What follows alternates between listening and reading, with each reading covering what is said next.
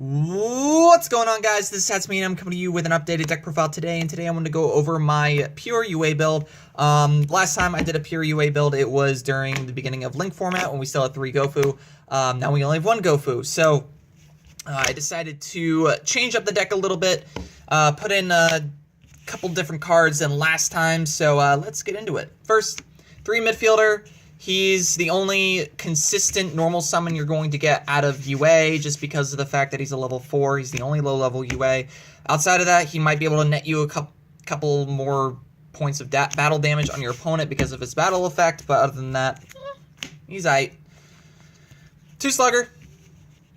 He's our mateys. He's the basic go-to UA for battle damage.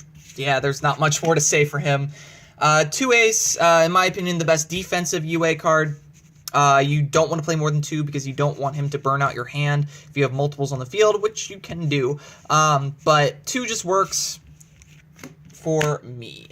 2 Rebounder. He's a great mid to late game card and even early game card if you want to set up your turnover tactics plays. Turnover tactics is a very good card, and I will explain that when I get to it, but Rebounder is really good in setting that up. One block backer. This guy is actually pretty good. I was testing him quite a bit. He's got a big booty at 2,700 defense. On top of that, he's a walking lose 1 turn, which is pretty decent right now. 1 Dunker. He's a mini boss monster. Just works. For the non-UA monsters, we're playing 1 Glow Bulb. Someone tried to argue me that Glow Bulb is not good in this deck. It is. You're playing an Earth deck that has a level 4 and a level 5 in it. This is really, really relevant as well because it can be a good tribute fodder if it hits the grave and you haven't used its effect yet, which does happen in this deck. Furthermore, because of the fact that you play level 4 and level 5 Earths, you have access to Beast and Barkion, which shut down a lot of cards, or you shut down spells and traps. So Barkion's really good at shutting down evenly matched, and Beast just shuts down every single spell card because you just keep milling cards whenever they activate spells. Next, 2 Adea and 2 Eidos. I like this ratio currently in the deck. I think it's just working. If you don't know how these guys work, when Adea is normal special summon, you get the special summon out Eidos. Eidos gives you an extra tribute summon for the turn, so it's an easy tribute engine for the deck. However, the turn that you activate either of their effects while they're on the field. So if you activate Eidos' Graveyard effect to banish himself to special summon Eidos, that effect does not block off your extra deck, just the effects where you activate his effect to to get the extra tribute summon or to special summon Eidos from deck. I really like these cards in tandem with Ancient Fairy Dragon because Ancient Fairy Dragon, yes, you have to give up your battle phase, but if you're going first, you don't really care. You can special summon this from your hand, get an extra normal summon, and maybe a second search off of Stadium. So it's just really, really useful within the deck. 1 Destrudo and 1 Supreme King Dragon Darkworm. These are your Dragon Ravine targets. They're just really good. Someone also tried to argue with me that Destrudo does not give you any advantage. If you're playing a deck that has field spells that give you advantage, such as searching, you should probably be playing Destrudo unless it's way too consistent for it. Just because even though you lose 3,000 life points essentially because of the fact that Ancient Fairy Dragon gives you back 1,000 if the play goes off, being able to get any generic rank 7 onto level 7 onto the field is pretty powerful, and Ancient Fairy is a very powerful card in this deck. So if you don't know how it works, you ditch this with Dragon Ravine, target any of your monsters on the field, special summon him, you lose half your life, and then he decreases his level by the monster you targeted, so then you go into a level 7, usually Ancient Fairy, pop your own Ravine, search out the Stadium, and then you can continue with your plays. Darkworm is here in case of the fact that, because of the fact that we play Desires, or we have this guy in our hand and we still need a Ravine target, we can send this guy to the graveyard and he can be easy tribute fodder or Xyz fodder depending on what you need him for. So I really like him in the deck and he just works. He comes up quite a bit. 1 Gofu.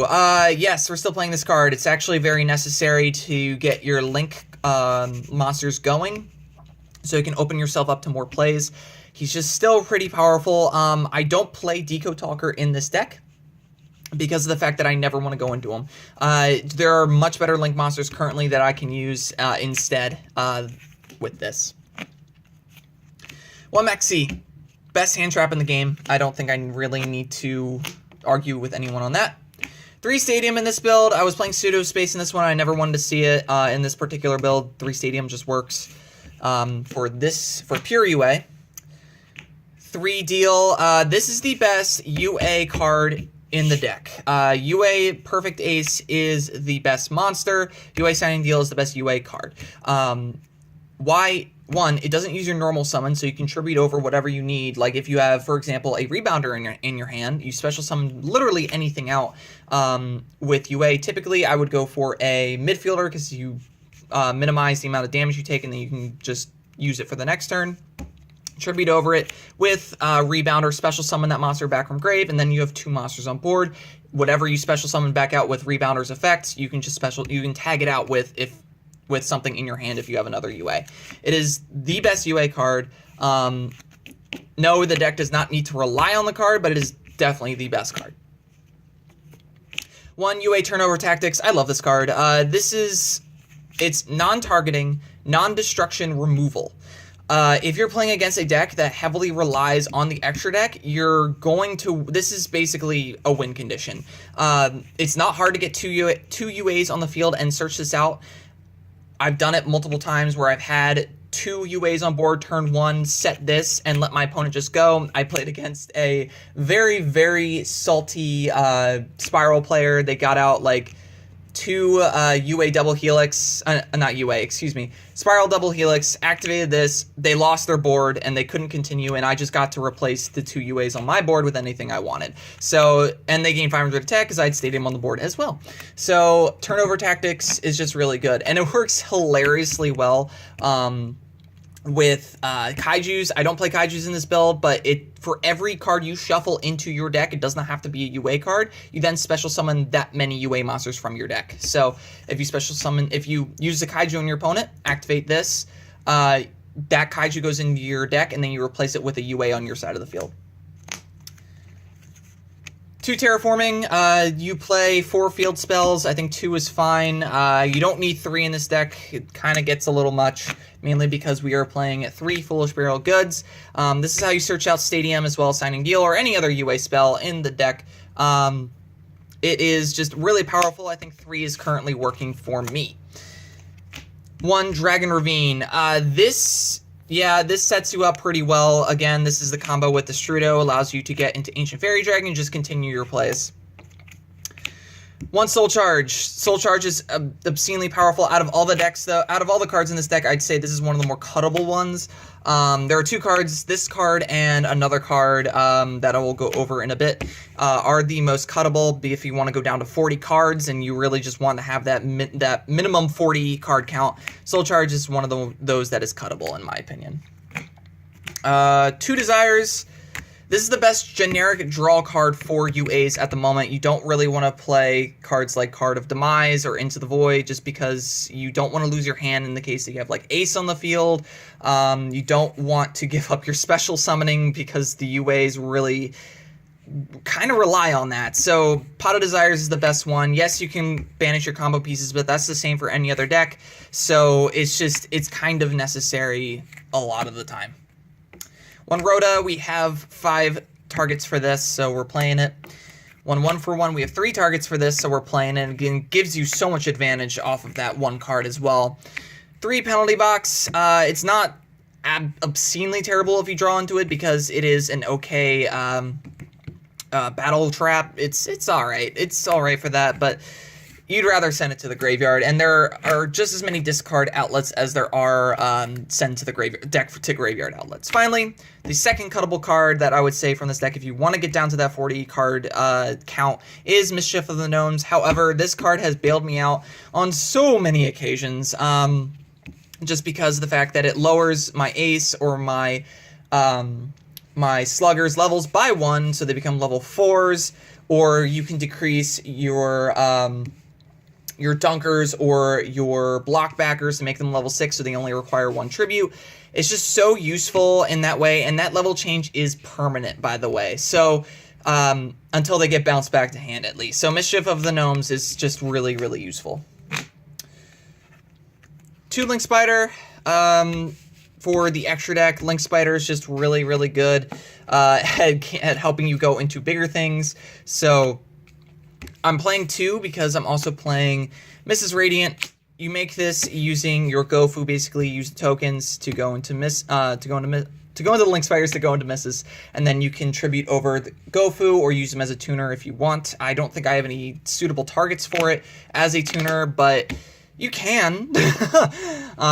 But yeah, so we're going for that. Another good card that we have is Ib. Ib provides some protection. The way that you go into this is that using Gofu, again, is you make the 2 tokens into Link Spiders. We're going to pretend this is Gofu, and then you use the Link Spider and the Gofu to make Ib, and then you can tribute over the Link Spider that you have and provide yourself some protection with Ib. So that's one thing you can do with that. Finally, one Proxy Dragon. There are some times where I prefer this over Ib as well. Just weird times. So I just, yeah, this is one of those cases where it's like, yeah, it's kind of weird, but I kind of need it.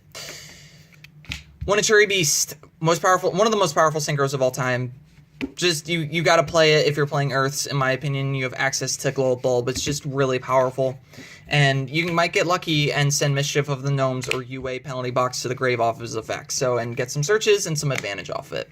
Brachyon, this is an out to evenly matched. Evenly matched is very hard to counter against. This is a main deck out. You really want to play this card if you know your opponent is playing evenly matched. Or Paleozoic, because Paleozoic is a budget rogue deck right now. So, yeah. One Ancient Fairy Dragon. Yeah, this card is nuts. This is one of the most important cards, if not the most important cards in the extra deck, because of the fact that it nets you a Stadium, it can net you more searches, it gives you another special summon, gives you a little bit of life. It's just really, really powerful, and it's a play extender as well as a play starter. It's just really good.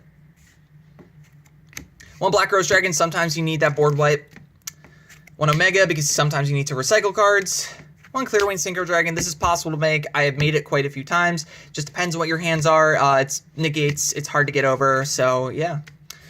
For the Xyz monsters, you're playing one Dweller, one Baguska, and one Tornado Dragon. Tornado Dragon, I go in every once in a while if I have a penalty box face down on my side of the field and I need to pop it to get a search.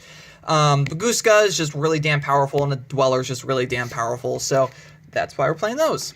Finally, we are playing one Mecha Phantom Beast Dracossack. This is a bit of a fun card. This is also cuttable and replaceable if you want to exchange it for something else, but it came up for me in testing quite a few times. I want to go into this more so than things like Big Eye or other generic rank 7s like Red Eye's Flare Metal Dragon, just because of the fact that he just can help kind of lock down your board. It depends on what you have on hand, but there were a few times when I was able to get Ib and Dracossack on the field at the same time, so it kind of looked like this, if I can get Ib as fast as possible, where this guy was in your extra deck monster zone. Ib was in the one that you created using the Link Spider from earlier, and then you have 2 tokens here that are kind of protecting Ib and Mecha Phantom Beast Dracossack at the same time. So it's kind of cool to have that. So with that, guys, don't forget to like, comment, and subscribe, and as always, guys, have a nice day.